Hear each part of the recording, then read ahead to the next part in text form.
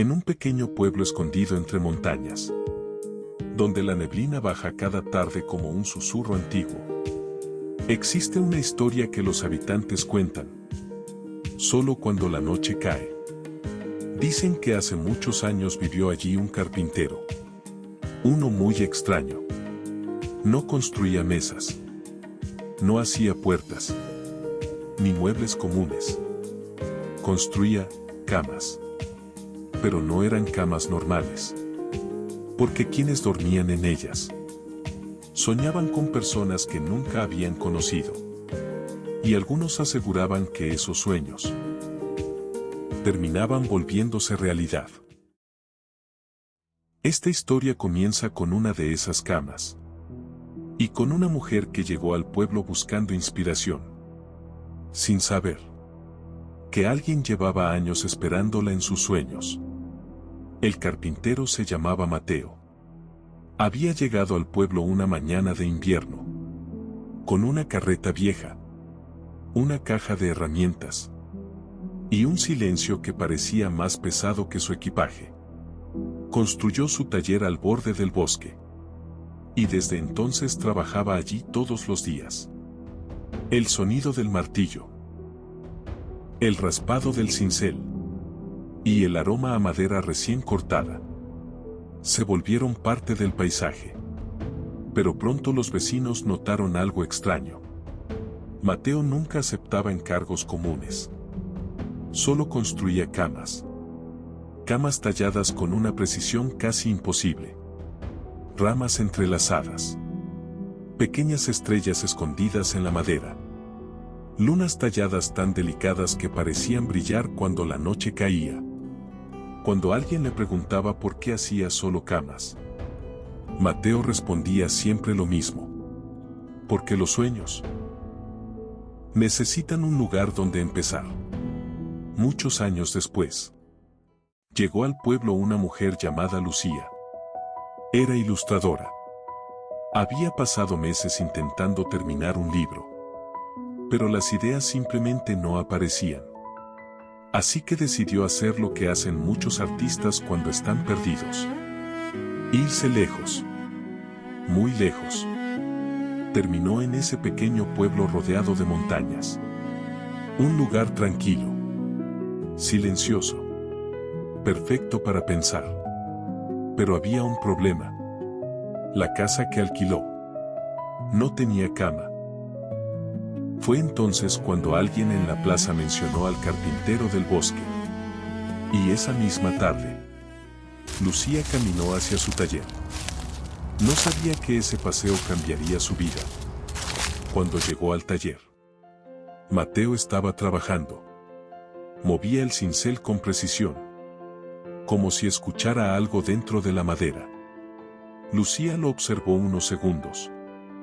Luego habló. Busco una cama. Mateo levantó la mirada. Sus ojos eran tranquilos, pero había algo en ellos. Una tristeza muy antigua.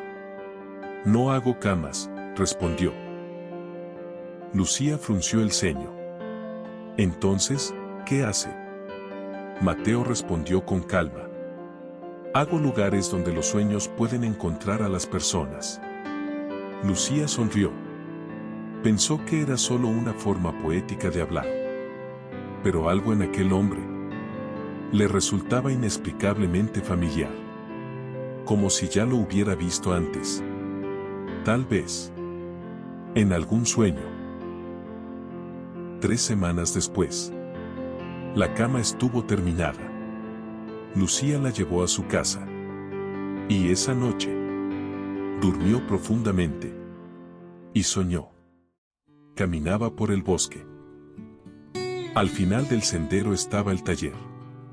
Mateo estaba allí, pero parecía más joven. La miró y dijo algo extraño.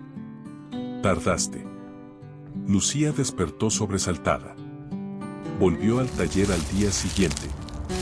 Soñé contigo, dijo. Mateo no parecía sorprendido. Lo sé. ¿Cómo que lo sabes? Mateo respiró hondo.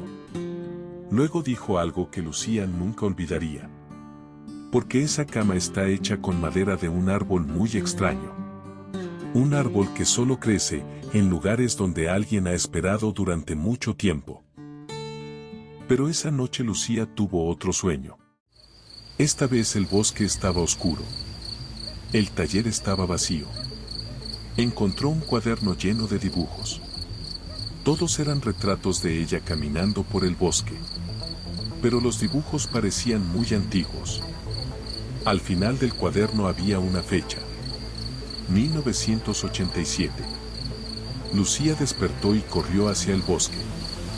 Cuando llegó, el taller ya no estaba. Solo ruinas. Madera quemada. Restos cubiertos de musgo.